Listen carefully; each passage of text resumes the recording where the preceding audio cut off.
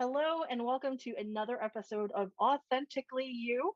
Before we get started, if you have been tuning in, welcome back. And if it's your first time joining us, just welcome. We are now officially on season 2 after quite a hiatus because I think all of us were hoping the world would go back to normal, and it hasn't.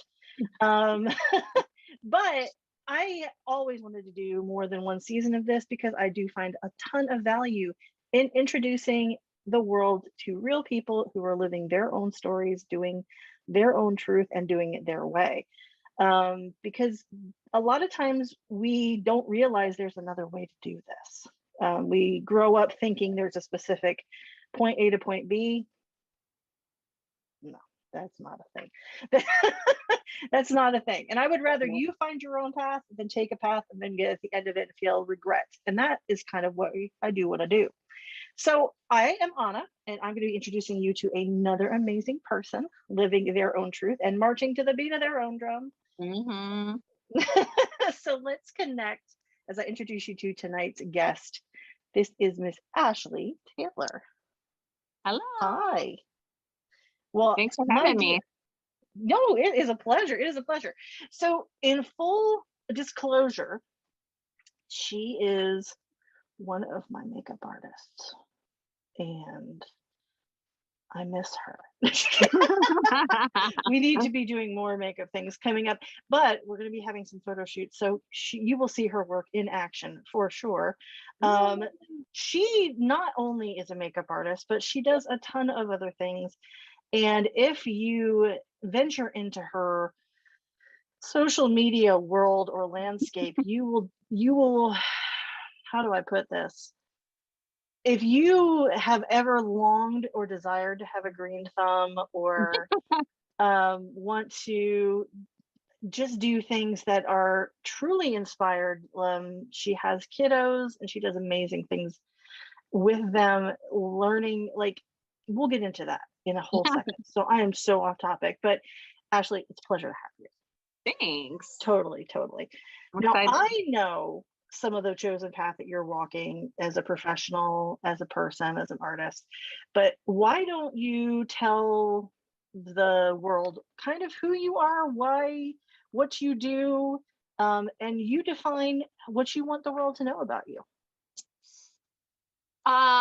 So I guess starting off, like, you're kind of touching on some of the things that I'm interested in. I've always been a very creative person. I've always been like a dabbler of things, a jack of all trades. Oh yeah. Going way back, like when I was in school, I was always more interested in like the elective classes, like my choir class and my journalism class, and like the core classes were like, to me, like, who cares? Right. I don't need algebra. Who cares? Right. And I am from Chicago, even though I live in Knoxville. So you may catch some of my Chicago accent coming out. No, that's good. I love Chicago. Been there, and I fell in love with it. We'll talk about that later. So, and when, I was getting into like high school ages, and I don't know if they still do this, but back then they used to give you some sort of quiz to try to like round hole square peg you into like what your possible career could be. Yes. And there was no options for like who I felt like I was. It was very like, you have to find a career and go to college and do all of these specific things in order to be successful. Right. And my mom was also part of like the group of women who like saw their mothers in the 50s, like staying at home and not working. And so there's like a big push for all women to be business women and career women. Right. And my mom didn't get to go to college. She didn't get college, support to go to college back then. And so it was really important for her that I went to college. Sure. Of course. I was into journalism. I was into music. A lot of people thought I would like become a music teacher, which I was like, a teacher? I'm not going to be a teacher. Well, my kids are all in the background, so if you hear, no, it's good. They're like, well, you kind of are. I know. Well, it's a path. That's a path I did not plan for happening. But anyway, so I picked art school. I was going to go to art school in Chicago because I'm like, well, that feels more like me. I ended up chickening out at the last minute because Chicago just felt very big. I'm from like a suburb of Chicago, but like living downtown Chicago as an 17, 18-year-old felt It's too overwhelming. big. So I tried going to college another college first semester with a friend, was not me. I kind of floated around for a little while, just like waiting tables. And finally I went and got a haircut out of nowhere. Like was just like, I'm going to go get a haircut, and was talking with the girl who was cutting my hair and was like, beauty school. I could do that. I could do it. Like in my mind back then, it was like, I could do this until I figure out what I really want to do. We all do those things. Yeah. Yeah. And so, and again, like back then, my mom, you know, supported that, but in her mind, like beauty school is something that like unintelligent women did when they didn't have any other options. And I still just didn't like, it was still not like that was a viable career option. Right. It was like, oh, that sounds like a fun hobby. But really it was such a great way. It was a year's worth of school and I could start working right away, and I could create things. Right. Like I could create and make a paycheck, which as a creative person, it's very hard to find, you know, that like, it's very hard to find some way where you feel like you can be your authentic self and have that creative outlet. Right. And still be able to pay your bills. So anyway, that's the rub. That's that complete conundrum that you get into. It's like, you want to support that creative side of yourself, but you also have to eat and you have to keep the lights on. And it's funny. I always joke. Have you seen Rent? Yes. The movie. Yeah. Okay. So if you've not seen the movie, I'm a huge musical theater geek. So yeah, that's right. You are a theater geek. I forgot. Well, for those of you who are watching, if you haven't seen the movie or you haven't seen the play, or you've lived under a rock for the last 20 some years or something like that, it's fine. Check it out. It's fine. It is better to watch in your 20s than it is in your 30s and 40s. I saw it for the first time in my late 30s, and I was sitting there going, I really like these people. I really, I probably would have hung out with these people, but you're gonna have to pay rent. I'm so sorry. I don't really. I know you're like, oh honey, oh please. I felt so bad. I was like, I'm the worst bohemian ever. I'm like, yes, live your truth, but you still have to pay rent. I'm sorry. I don't know. It's like, true. Yeah, and I felt really. Have you been to the River Arts District in Asheville? No. Oh, it's one of my favorite places to go. You walk around this, it's like a square block of artist studios, and it's all open to the public. Oh, that's awesome. And so you can walk through all these buildings, and if the artists are there working, you can walk in and talk to them about art. And there's big glass blow, there's textile art, there's painters. It's really cool. That's awesome. But anyway, so I remember walking into this artist studio. Can you tell me to turn that down? This artist studio, and he was doing this really cool art with reflective tape, like reflective tape that they put on like roads and stuff. Yeah. And he was cutting it into strips, different colors, and like laying out. It was one of the coolest mediums I've ever seen. Like I never would have considered that. He's like, yeah, this isn't the art that I like to make. Like I just make this because the public likes it and buys it, and I have to pay my bills. Oh, like this is the art I like to make. He kind of like pointed over to the like paintings, like more abstract paintings and stuff that he had done. I was like, wow. Even as an artist, you have to fit into this box of like, you have to make yourself marketable if you want to work and make money doing it. And then you have to make that space over on the side to like create and do the things that you like. Because the stuff that's going to pay your bills is going to be the monotonous, mundane stuff that you have to like mass produce, and you know people are going to purchase. So right, it's this what I call the safe art. It's the art that is marketable, that people will pay money for. You're not like, and rarely in that, if you are an artist, rarely do you feel 100% fulfilled by that, because you're not pushing anything. Like you're not pushing yourself or sort of boundaries or whatever you know had thought about doing at that point. So I totally get that. So you go to beauty school in Chicago. Did you go in Chicago? Is that where you went?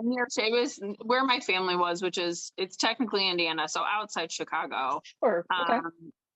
but I quickly met a Marine and fell in love Wow. while I was in beauty school. That totally happens.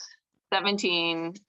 Is it going to be yeah. our 18-year wedding anniversary? 18 years, almost 18 years. Wow. Oh, actually, it would have been 18 years exactly when we met. So we had a very whirlwind romance. I wasn't finished with beauty school, and I took off with him across the country. I love it. Because he was in the military. We've literally not done anything the right way. As if So there we is finally one. ended up settling at his assigned, where he got assigned to, and I ended up having to drive 2 hours to the nearest beauty school that would accept my hours to try to finish my cosmetology degree. Gotcha. So when I finally started working down there, and I worked on Hilton Head Island, and there was actually quite a lot of destination brides there. Mm-hmm. Oh, I'm sure. So aside from doing the cut and color thing, I started dabbling in the hair and makeup side, which back then it was, I'm sure it was fine, but I feel for my brides because I, was like, oh, here's slap some lipstick on and mascara. You're good. You look fine. That's your young art. Fake it till you make it. You just have to say, oh yeah, I could totally do this. Plus it was like early 2000s. We had different standards back then. That was pre-Kardashians. Well, that's a whole other conversation. Yeah. Yeah. So then we ended up moving back to Chicago, and we actually lived in Chicago. My husband went back to school. I got out of the military, started going to school for electrical engineering.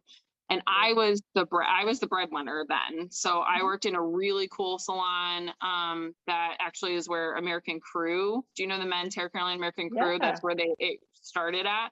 Oh, wow. And they had a pretty big influence on like the hair industry in Chicago.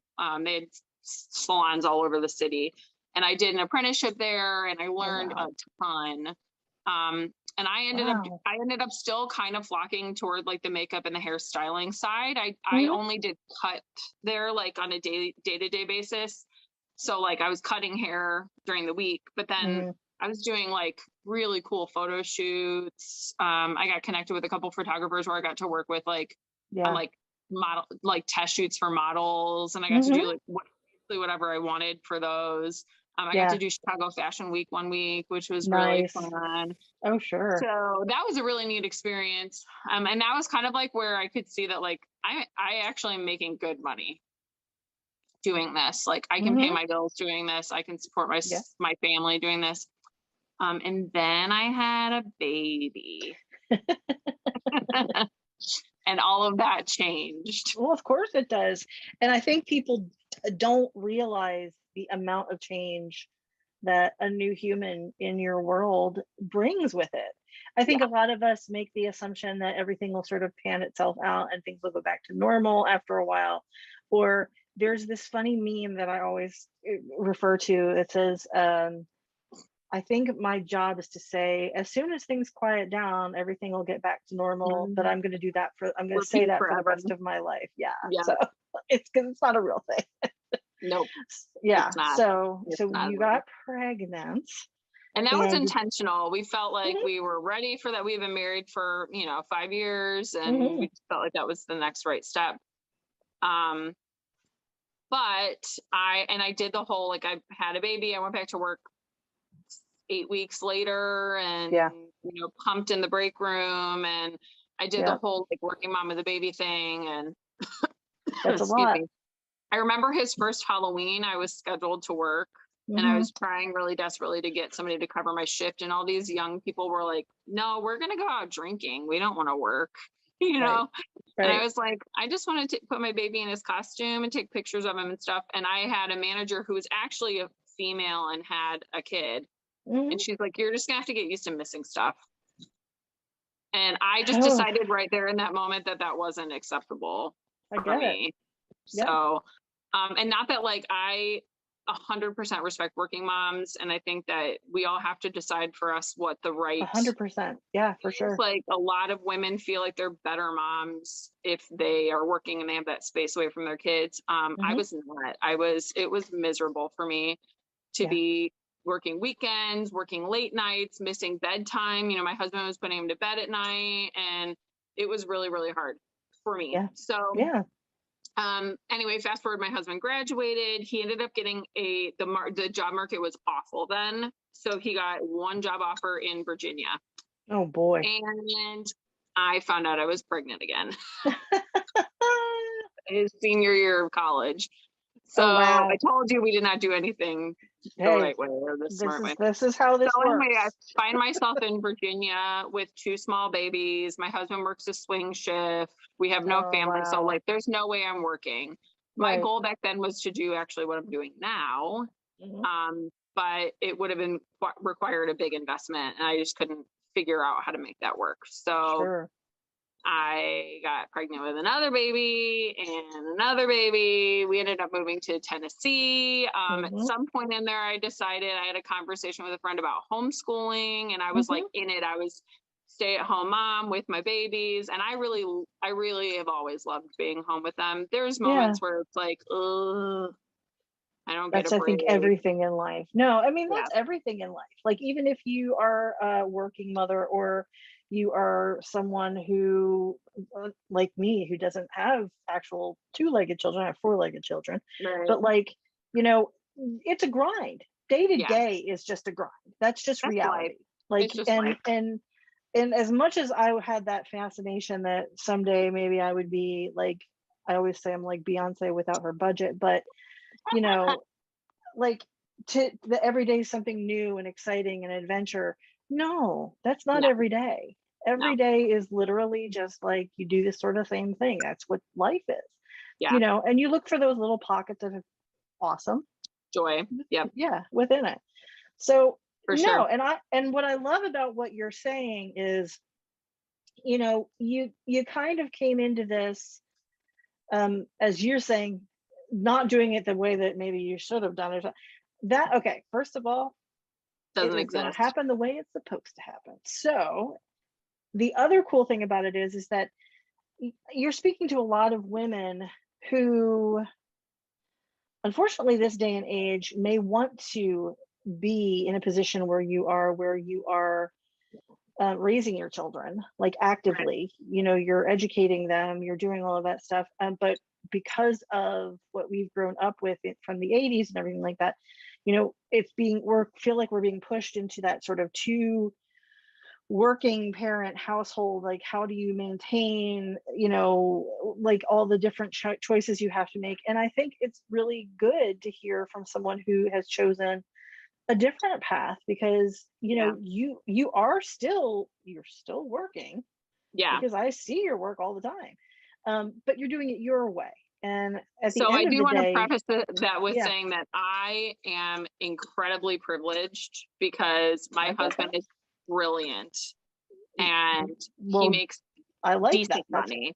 We're not like rolling in it, but I respect and understand that for a lot of people, like, a 2-income household is realistic. A necessity. Yeah.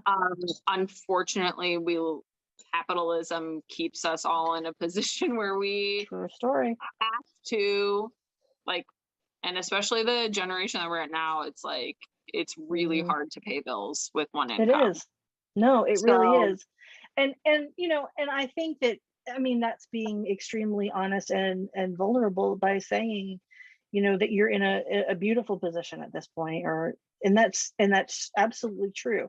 The truth of the matter is if you make adjustments, sometimes you can flex in a couple of ways to make some of what you're saying a reality. And I mean, we do sacrifice a lot of things. Sure. Like, we have sacrificed a certain amount of comfort in giving up that second income, you know. Absolutely. And we talk, and even now we talk about it, you know, like, well, if we went back to work. But to be honest with you, every time I think about going back to that salon life, hold on, baby, I'll talk to you.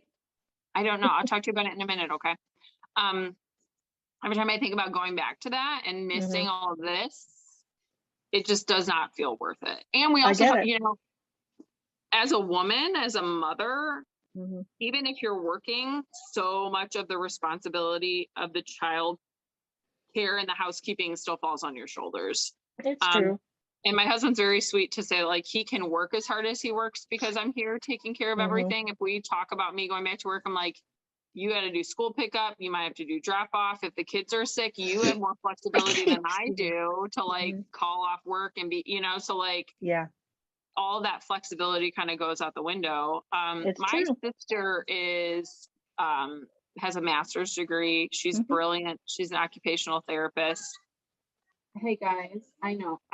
Give me 1 minute, okay? And she's running into that now. Where like she's trying to go back to work. She's got 3 small kids. The babysitter cancels, you know, like calls off for the day. Like she doesn't have childcare. It's really tricky to navigate working life with children, even if your kids are in school. Yeah. Like, because they are not there all day. There's a pickup time. There's, you know, they get sick, especially now in the world of COVID, like, oh, they have a fever or they all have to quarantine and stay home from their classroom. It's so true. Our country does not support families, unfortunately. No, not at all. So anyway, what ended up happening with where I'm at right now with my career, I had a friend who started with a direct sales company almost 5 years ago. And she had a little home party. And I was like, oh yeah, I like makeup. I was kind of in that, like, I just had my 4th baby and wasn't really like doing a lot for myself. So I had this makeup party and I tried the makeup and I was like, whoa, this is really good quality, like professional level product. I'm going to order some. And I just started with ordering for myself. And then I was like, I could do this. I kind of looked at some other direct sales companies before, but they weren't me. Right.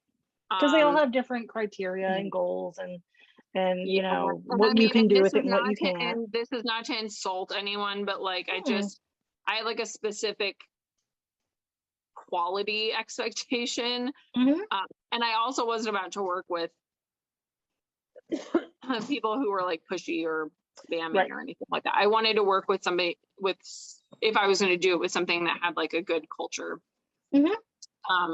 So I ended up joining the company. It was called Lime Life. And it just started with like, oh, I'll do home parties and I'll do makeup tutorials on my social media. And then I started having friends that were like, you're really good at this. I'm like, well, it's actually what I did for a career before my career as a mom took off. Sorry.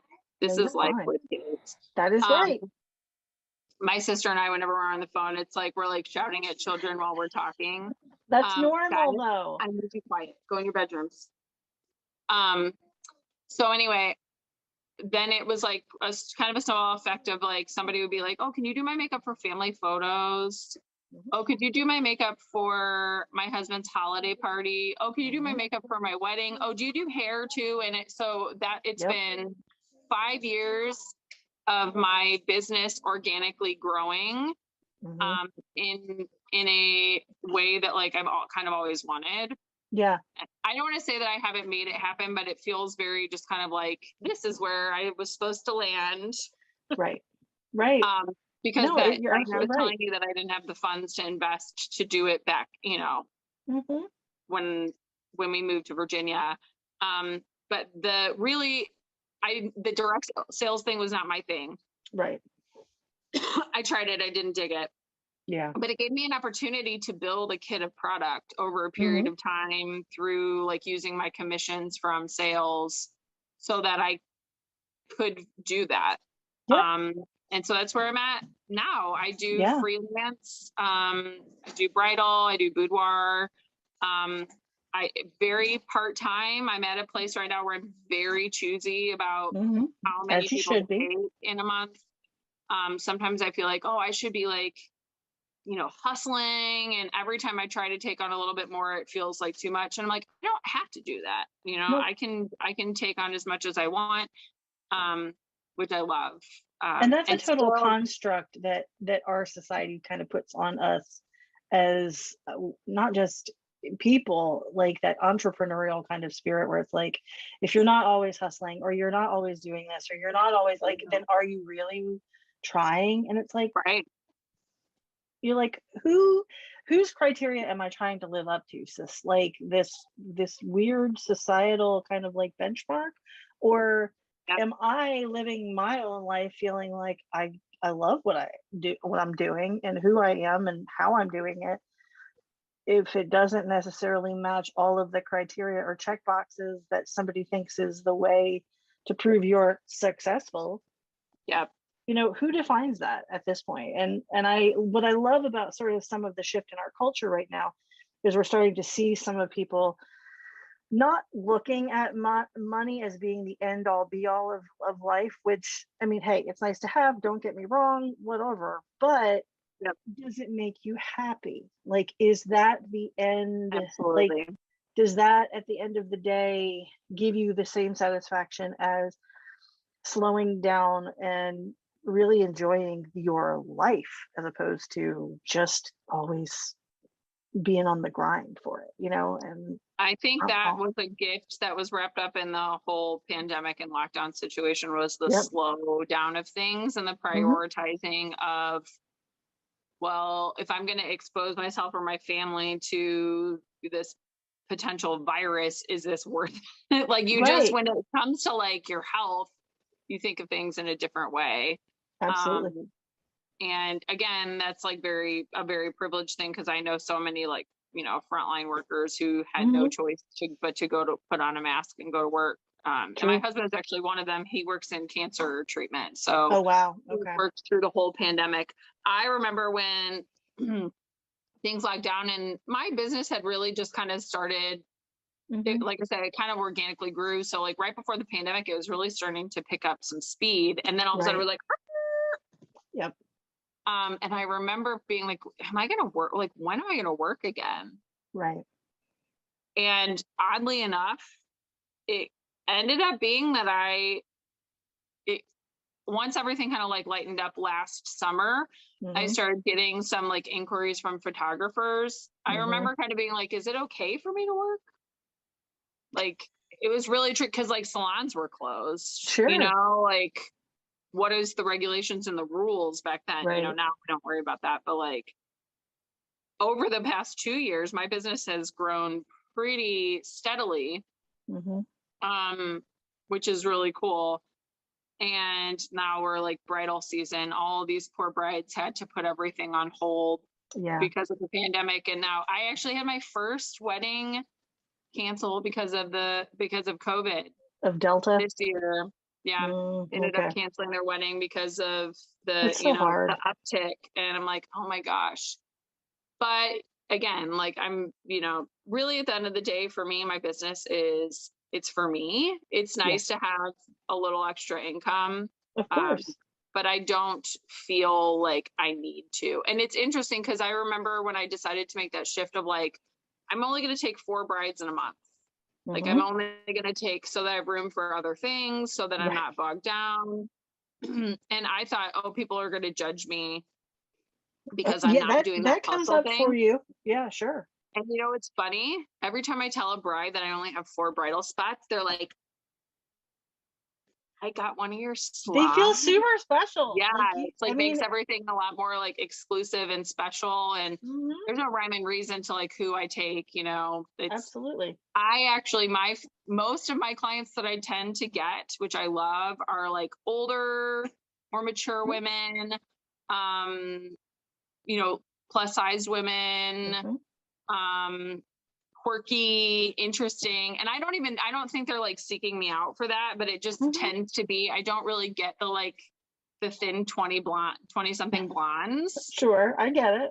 but it's like, oh, I'm getting, these are my people.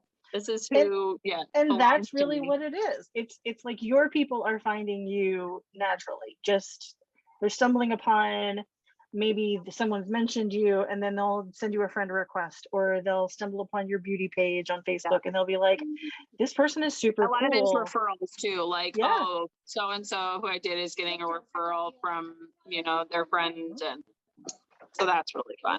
That's awesome. That's so awesome. So in a way, like there weren't very many aha moments for you. Well, no, there were a lot of aha moments, but it's been more of a journey. Like Oh, it's yeah. basically been life kind of guiding you to where you are now at this point, you know? Absolutely. Yeah, it's not like you had some sort of thunderbolt and said, "This is exactly where your life is supposed to go," and Well, you're and gonna it's funny because I always joke that like the beauty industry won't let me go right, because there's been several times where I'm like, oh, this is obviously the end of this for me. Um, and honestly, I don't really know that this is something that I'll still do forever. forever. I get you. Um, because there's actually quite a lot of things that I would like to do. I told Of you I'm a course. dabbler. So, Yeah, um, and sometimes there's some things about the industry that I don't love. of Like I'm a course. huge like body positive, beauty positive person, so I don't really Mhm, buy into the whole like, oh, to me makeup and hair is a form of self-expression and should mhm. always just be a something fun. Yeah, Like the clothes you wear, the jewelry you put on, it should never be like a, oh, people ask me about how to contour. I'm like, contour is garbage. right. Like, let's just, oh, your face is round. Okay. Yeah, So, yeah, most, I'm not going to ever be the person that's like, let's change all of these things about your face. It's like, let's take who you are. right. I would say, let's take who you are and just make you feel a little bit more special for this special thing that you're doing. It's not And about like changing anything about you. I think that that is beautiful and perfect, and, I live on this weird sort of line where I'm like, if you wanna create yourself in any concept or way that you want to, go for it, that's cool, it's Right. up to you, it's whatever. But there was a very, very wise person who once said to me, she was a burlesque legend, she said, "Don't do so much that when you show up to the job, they don't recognize you, Mm-hmm. because you need to be you." Like, Absolutely. don't like, if you don't look like the pictures that are on, you know, is and you show up without your makeup on, they're gonna be like, "Wait, I don't understand who this Yeah. person is." So you gotta be, and I think it's better for, uh, you know, our culture to look at people as beautiful regardless. Like, Absolutely. it's sometimes like enhancing it or feeling a little bit more special, or just polishing up a little bit of the things that Mental. we all judge ourselves with, you know what I mean? So Yeah. that's just part of it. But I That's think why it's awesome. I do not post before and after photos. That's kind of a Mhm. big thing of like, and people will do it because they're like, look at what I did. Look at the Right. difference that it made. I will never send an image that you're more beautiful because of something that I did than you were before, Sure. you I know. get that. But I also, like you were saying, it's really important to me that Nola, no, sorry, we have a new kitten and my I 5-year-old is a know. little obsessed with him. Um, anyway, I will never, I always, it's really important to me to capture the essence of like who someone is rather Mhm. than who I think they should be. You know what I mean? Like people will be Yeah. like, you're a professional. I'm like, no, I ask a lot of questions about what people like. Like, what are you Yeah. attracted to? Do you Right. like, like dewy highlighted skin? Do you like bright lip? Like, even if you don't wear it on yourself, like what do you enjoy? Look, because it doesn't matter what I think. Right. I'm not going to look at your wedding pictures or your boudoir photos after this, and it And there's doesn't matter always what your spouse or your mother thinks either, right. because you're only going to feel as beautiful and confident and sexy as you feel. Right. Like you're not going to exude confidence and sexiness if you're like, who is that? I don't even look like Right. myself. I don't feel, No. it's like you're not going to like that's my favorite when I finish with somebody and they like just, sit up a little taller and Mhm. like that. One of those things. Yeah. Like that's what I and if it's not something that somebody else would like, who cares? No, exactly. And it's funny because, with beauty, there are so many trends and things like that.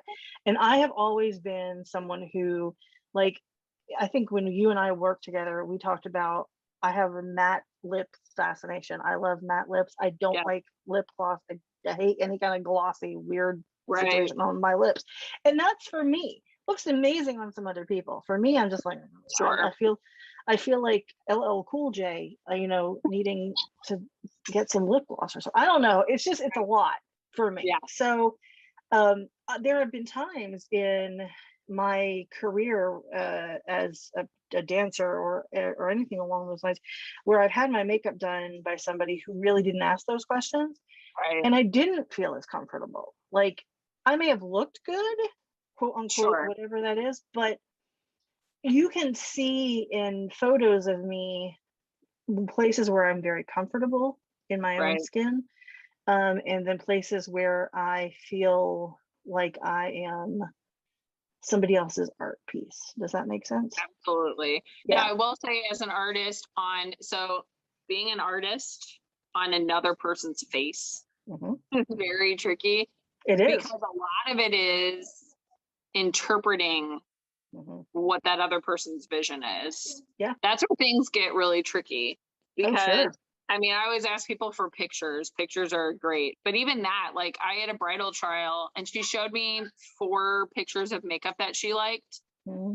And I kind of in my head like pieced them together, because I'm like, there's things from all of these that she enjoys. Hmm. And this is why I do a bridal trial. It was a little too heavy for her in the eyes. Right. And it's like, oh, well, my interpretation of the photos that you showed me was that, but Yeah. that's not what you were envisioning. And of course, like, we could change it and it was fine. And she'll be Hmm. happy with it on her wedding day.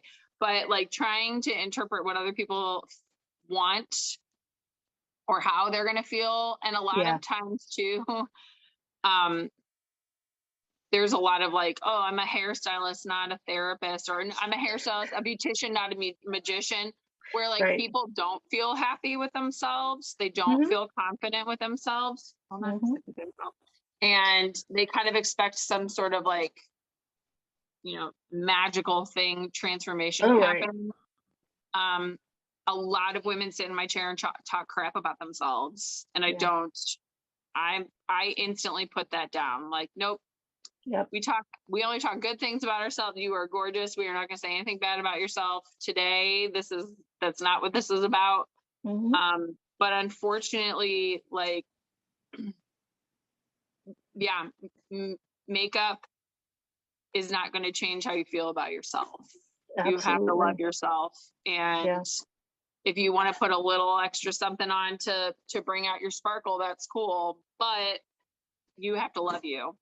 No, for So, sure. And I love that you do that, because it's funny. It's like you want to tell somebody who's sitting in your chair that you're not allowed to talk crap about my friend, I even know. if you're the one talking crap about yourself. Like, you Yeah. can't, I'm not going to let you talk shit about yourself. Yeah. Because all of us have little things that we're insecure about. Some of us have big things we're insecure about.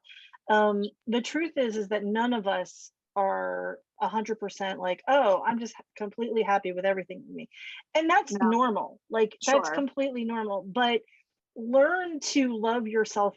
And one of the things that I practice with my dance classes and things like that is like learning to love yourself at every age, every stage, every part of that journey, because Absolutely. the fact that your body actually gets you from point A to point B, or point C, D, and E, wherever you're going, is a blessing.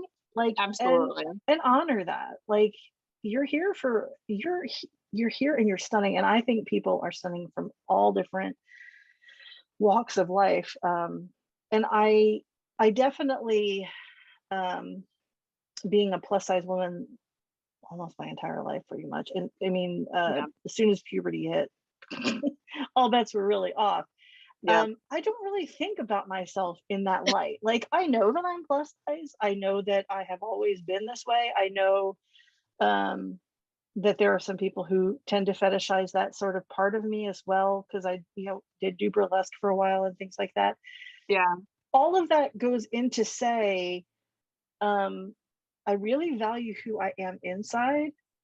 And so the Yes. outside isn't as big a deal to me. Like, and it Right. never has been. So it's kind of this sort of weird dichotomy. And part of me wants, I'm glad that there are people out there in the beauty industry that are doing the work that you're doing, like basically amping people up as they are, and basically just giving them that little boost of confidence, or that extra kind of like, and you're absolutely right. And the one thing you said about the choice about interpreting, that's why I always thought I could never do hairdressing. Like, because that's so, like, I know hair grows back, but it's like, as soon as you make that cut, it's like, I well, here we had are. some stressful moments I'm behind sure the you camera have. where there was a miscommunication and misinterpretation, and someone is not happy. Now, makeup I could take off, but Exactly.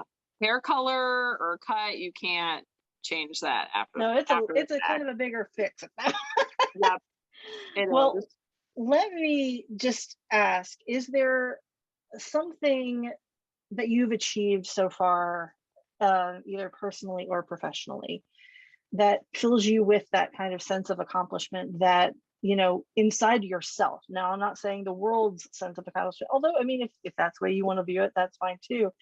Yeah. But, when you think about your personal or your professional artistic life, is there something that you've accomplished or that you're working towards that fills you with that kind of sense of, yeah, this is where I wanted to be at this point? Being a mom will always be I love it. the pinnacle for sure, Yeah. and in all aspects of it, like Mhm.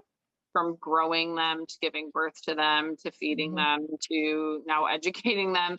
Now I Mhm. have he's gonna be 13 in January, my Wow. oldest, and so we're dabbling now, dipping our toe into like the teenage world and navigating that.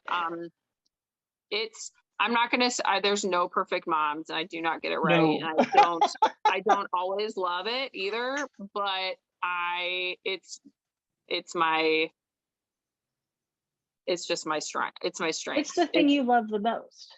Yeah. Yeah. And And I that's think I'm beautiful. very good also at like navigating things with them, giving them autonomy, listening to Mhm. them, validating their experiences, guiding them where I need to, not like, Yeah. we are not a house where parents are the end all be all, say all, rulers of all things. Like my kids are allowed to talk back and express themselves, and it makes Mhm. things tricky.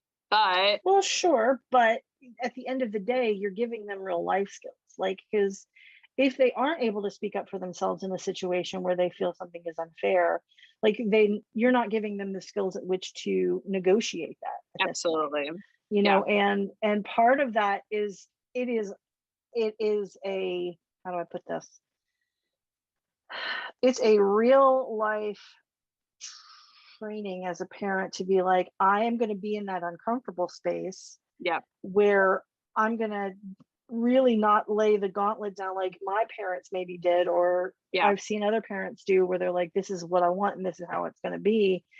And then, because there's a lot that goes with that. Like, I mean, I grew up thinking if I don't do A, B, and C, then then I'm not doing what I'm supposed to be doing, even though I never liked C. Like, Right. and I never opened my mouth to say, I don't like this. Yeah. And, so I give you a lot of credit, and I think that's very courageous, because that's not an easy road It's to. not easy. No.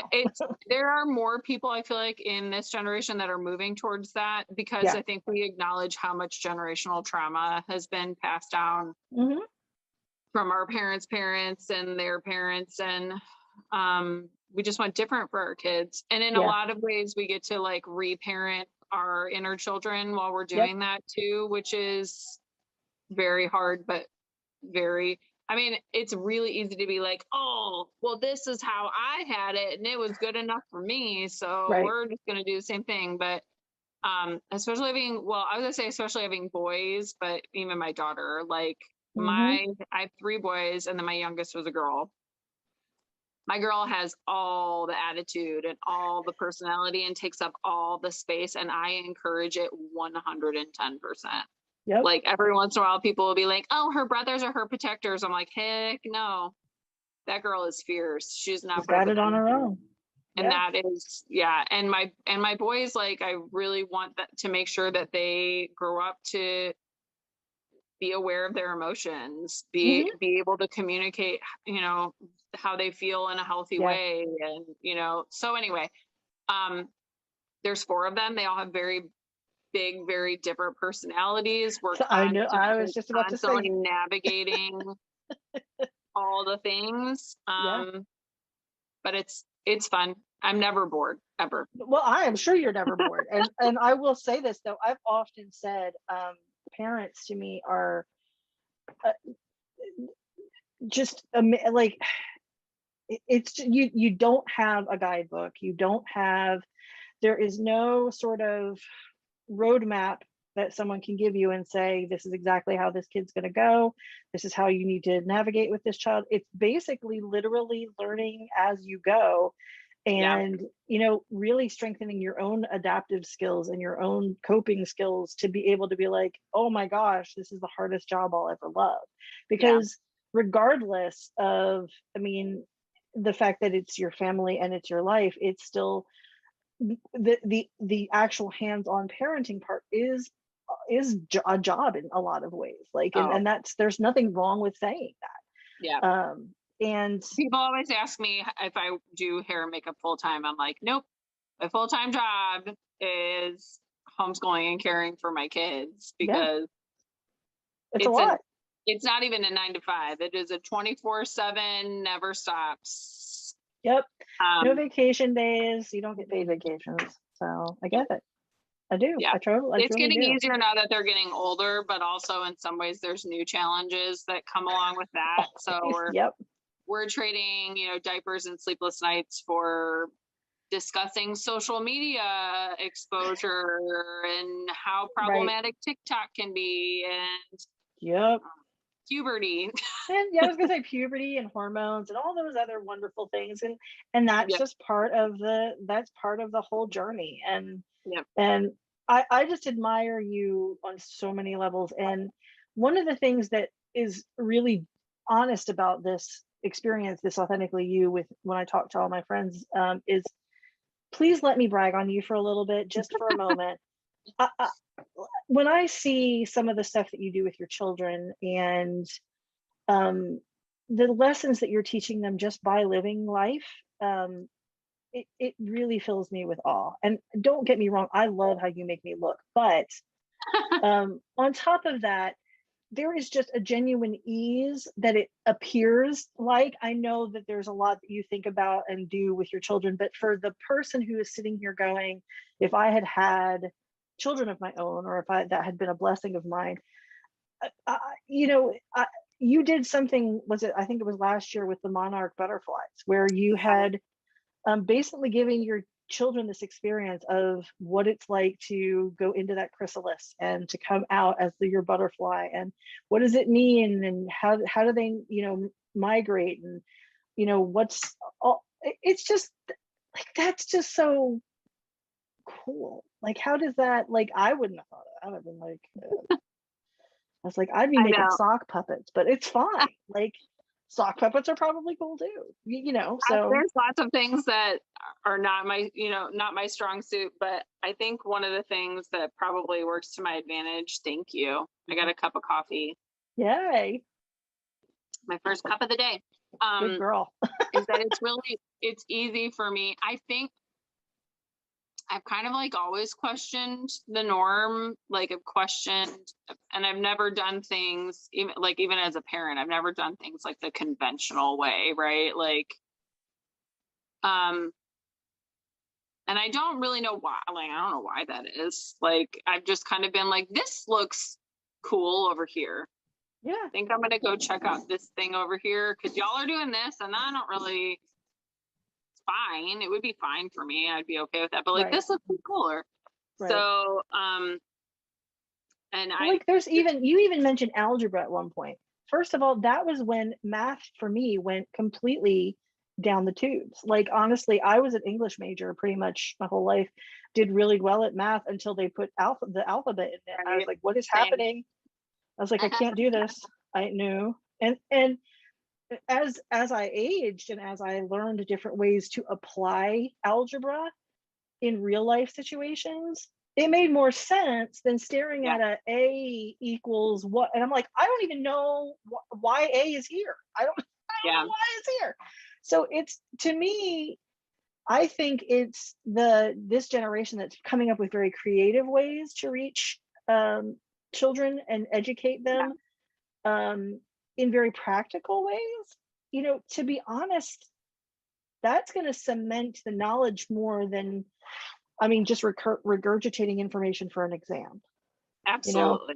You can do that. You can pack all that in and then just spit it all out. And then, but what do you really remember from it is my thing. Yeah. So I love your sort of like real life application aspect of things, and what, and no, it's not the norm, but at this point in time, what is the norm? There I is know. no like And I think there's that a way people think we should do things, but that's really not working well either. So it's like, the funniest thing was when schools were closing, mhm, when the lockdown happened and yeah, people were freaking out. I went from being the like weirdo, why would you do that? Why would you keep your kids home with you? Homeschool mom, to people being like, how do we do this? Help me, help me, help me. And yeah, I don't know. I think we're probably back to where we were originally, where people are like, nah, man, that you're crazy for doing that. Like, my kids are going back to school as soon as they possibly can. But like, I also got to see some people that were like, no, I like this. My kids mhm, thrive. Because I also think we get a lot of the things that prevent us from doing things are fear, yeah, like a lot. a lot of us are afraid of, oh, either what's gonna like, and especially as a parent, like afraid of failing, right? Like I'm Right. gonna fail them, they're gonna get screwed up, like, and also fear of like what other people will think. Of It's course. interesting how much people will be like, oh, well, what do you say to these people? Well, screw you. I don't care what you think. Like, this works Right. for me. I don't know. And I don't know where that comes from, that like some Mhm. people, it's easier for some people to say that than others. Um, but like also, I guess for me, for my kids, I think from the get-go, I've realized like I only have so much control over who they become, who they are. Right. They are their own authentic people. And I think probably the reason that I feel so strongly that way is because I didn't feel supported in becoming my own authentic self. I felt like Mm, was trying to get forced into a box, right. and I fought to not get forced into a box. Right. Um, but now it's like, no, what is your, like, we have those conversations. I am not a college pusher. Like, Mhm. if there's something that you really want to do that requires a college degree, then let's do that. Yeah. But we talk a lot about like, what kind of paycheck do you need to live the life that you want? I think that's a beautiful way to look at If it you because, want to if you want to rent out surfboards on a beach and live out of an Airstream and never wear a shirt, like, as long as you're happy, that's fine. absolutely. I, Yeah. and I don't push the idea of like having to be married or having to have kids or having to do anything. And it's Mhm. interesting because none of my kids, if you ask my kids what they want to be when they grow up, none of them have an answer. That's okay. Like, they'll be like, Dalton is my dabbler. He's my second. He's gonna be 10 this month. Um, his answer changes every month, Yeah. easily, and As he it is my more should. creative one. Yeah, he's Mhm. like always wanting to be something different. Last month he wanted to be a stuntman. Oh, very interesting. This month he wants to be a YouTube video creator. Okay. But he wants to get a drawing tablet so he can study, like, learn how to do like digital art on a drawing I tablet. love it. But Rogan is the one that's gonna be 13, and he has no clue. He's like, I don't know, I like cars, maybe I'll be a mechanic. I'm like, it's not your job to know who you're gonna, that none of them have like idolized any sort of career. Right. And it's Well, like, there's pitfalls with all of it. Like, and I'll be honest, being someone who went through my undergraduate and then my graduate degree, and I have a master's degree in the specific thing, it there is a part of that is extremely limiting feeling once you have it. You're like, sure, well, I guess this is what I can't change chose. course. Yeah. Right. And I'm like, ugh, not that I don't value my knowledge, not that I don't value the path that I have chose. I do, but I end up doing what I studied in my own way. Yeah, And it's not the way that it's nothing norm about how I do what I do as absolutely. kind of a therapeutic person. Like, not to say that I don't value therapy. I value therapy greatly. I just think there's a lot of different paths to a similar truth. And Sure. if you don't wrap people in kind of a support system that values all of those parts, then you can go to therapy and get all of that self information and that self knowledge and the courage to face some of these things in your life. But if you don't have outlets that support that continuing development of yourself as a person, Yeah. you're fighting that uphill battle. You know what I mean? Because it is going to be hard to like face people that you have to sort of like have boundaries around or all of those things. Yeah. Like you just, it's a lot. So part of me just kind of went in a different direction of how I approach kind of growth for people and Absolutely. myself. And I'm extremely honest about it. Like all of my flaws, I can tell you them, like I can write them out for you if you need them. But I just want to commend you so much for basically living your truth, doing what you do. And I just am very honored that you took the time to meet with me today. Thanks. And basically fun. be a voice for women who may want to hear the path you took, because they're feeling similarly, and that's at the end of the day what this is about. I always end my interviews with the 10 quickfire questions. You love or hate him, Bernard Pivot, he had 10 questions from a French series called Bouillon de Culture. But they were most well known from James Lipton's guests on Inside the Actors Studio. I always loved them because they were just very like simple truth questions. Yep. So I always tell my people, I always say, look, just give me your first answer. Don't think about it too hard. Don't sit there and judge yourself what you're going to say. It's fine. So let's dive right into these quick fire questions. What is your favorite word? Onomatopoeia. It's a great word. Every time Remind me, it comes is that up the in one that grammar with my sounds kids, like what is it? It's like, is it like buzz? yes. No. Okay. So it's a word that sounds it's a word like that makes the sound like bam, smack. Love it. Yes, onomatopoeia. Thank you for that. This is our English lesson for today. Yeah, I'm a literature is my strength. My husband is the math man. That's awesome. So between the two of us, we can kind of cover all the bases. That is so well rounded. Hey, that's awesome. What is your least favorite word? Hate. Good one to hate. What turns you on creatively, spiritually, or emotionally? Effort. What turns you off? Judgment. What is your favorite curse word? Fuck.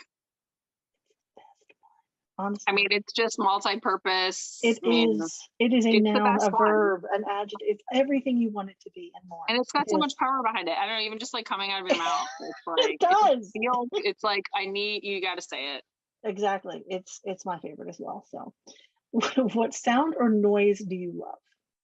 My children laughing. I can imagine. What sound or noise do you hate? Any like repetitive sound. It's like just like an ongoing, like the same sound over and over again. It doesn't really matter what it is. Okay, just repetitive noise. That makes sense. Noise, yeah. What profession other than your own would you like to attempt? Horticulture. There we go.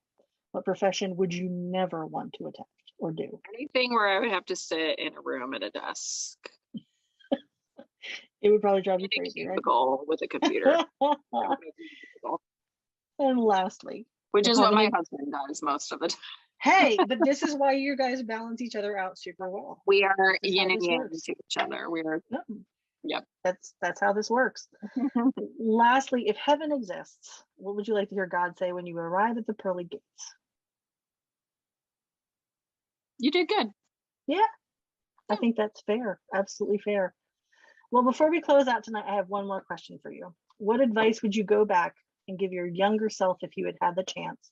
And I ask this specifically because there's probably someone right now who is at that crossroads and may need to hear what you would have said. Boundaries are a form of love. Mm-hmm. Just endlessly giving to the people around you is not that. You need to be able to prioritize yourself and your needs, because otherwise you're going to resent people. So take care of yourself first, love yourself first, which is so like, we get that message. Everybody tells you that when you're a teenager. It's true. But I also pump my kids through full of that message too. Like, who cares what other people think? Yeah. Who cares what other people expect from you? Mm-hmm. And yeah, boundaries. I think I'm still learning about those. I'm still working on that. That is a lifelong practice. Like, honestly, and I don't want people to ever have the assumption that the things that I talk about with my friends in these interviews, these are not the end roads. This is your point in your process, because it is life like this. It's a journey, the whole life, that we will be coming up with different things that we've got to face, or and there's no shame in realizing that you have new information and you need to make a change in how you approach something, which I think a lot of people are having a hard time with these days. But that's okay. We won't get on my soapbox about that. But I just want to thank you, Ashley, for spending time with me today. And I want to thank everybody for tuning in to another episode of Authentically You. It's really a web series for people who like people. And if our viewers want to do a deep dive into your world, where can they find you? On Instagram, Ashley Teller Beauty. Awesome. And I guess that's my Ashley Teller Beauty on Facebook as well. My website is ashleytellerbeauty.com. Simple. Easy enough. Easy enough. Well, thank you for tuning in and sharing your authentic self with everybody who's watched, and you have a wonderful rest of your day. And thank you all for tuning in, and bye. And that is